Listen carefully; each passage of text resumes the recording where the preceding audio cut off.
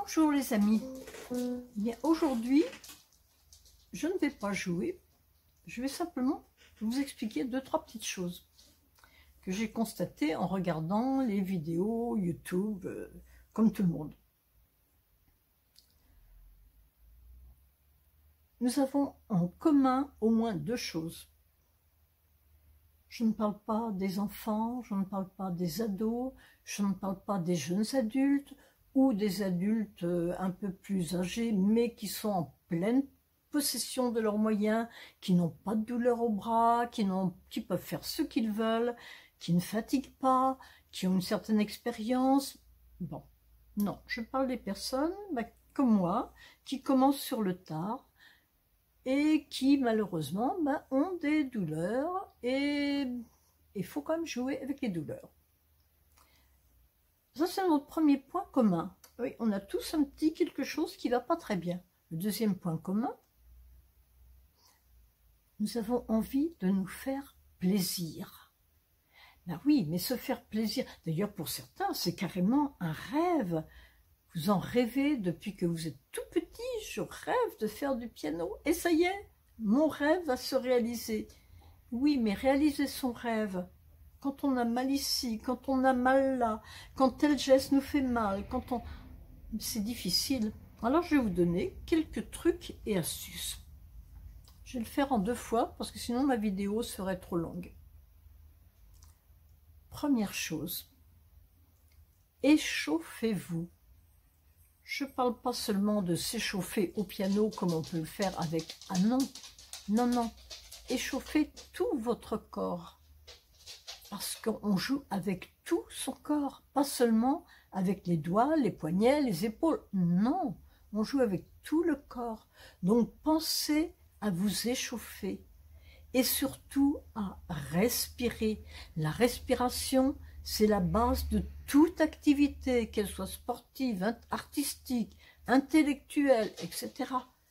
Il faut savoir respirer pour être décontracté. Voilà, donc première chose à faire, la respiration.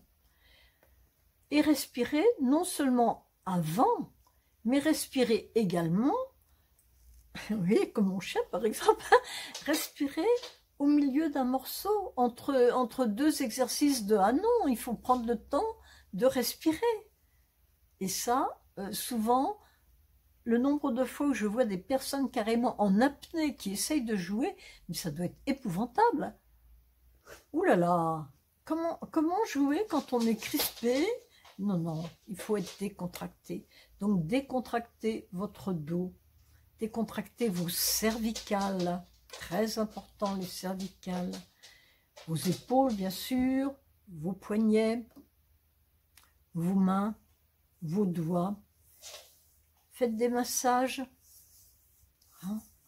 Faites des gestes qui vont vous permettre d'avoir les doigts plus souples, même si effectivement, comme les miens, ils sont gonflés, ils sont tordus. Et oui, il y a l'arthrose qui est passée par là, c'est pas grave.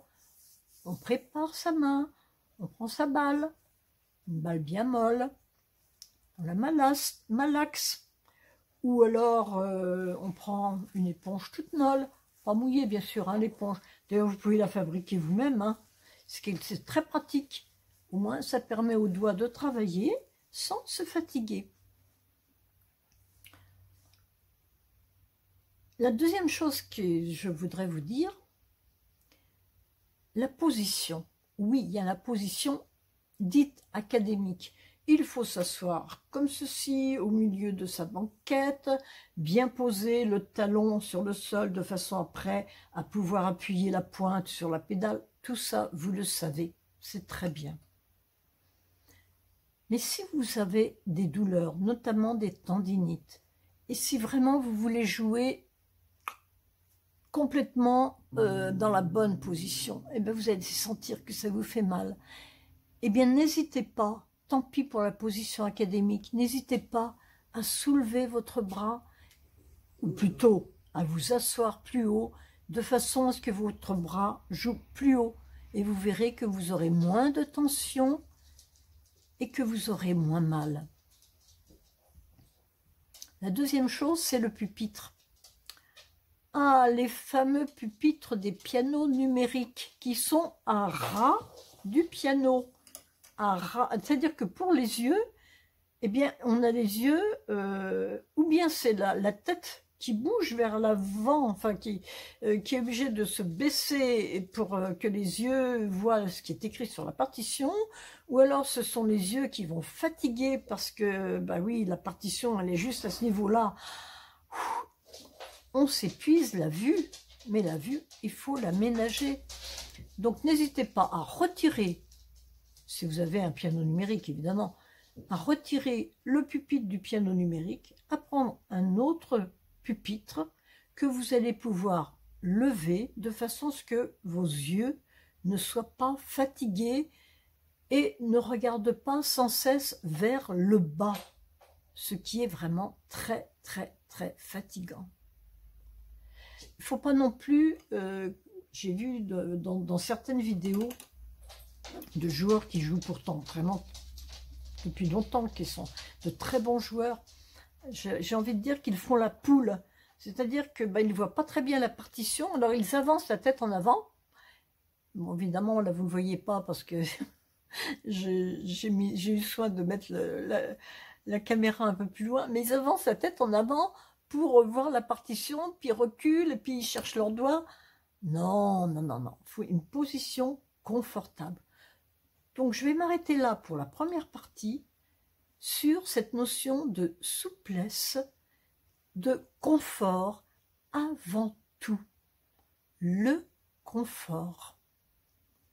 Le confort, le sourire, la décontraction. Et à tout de suite pour la seconde vidéo.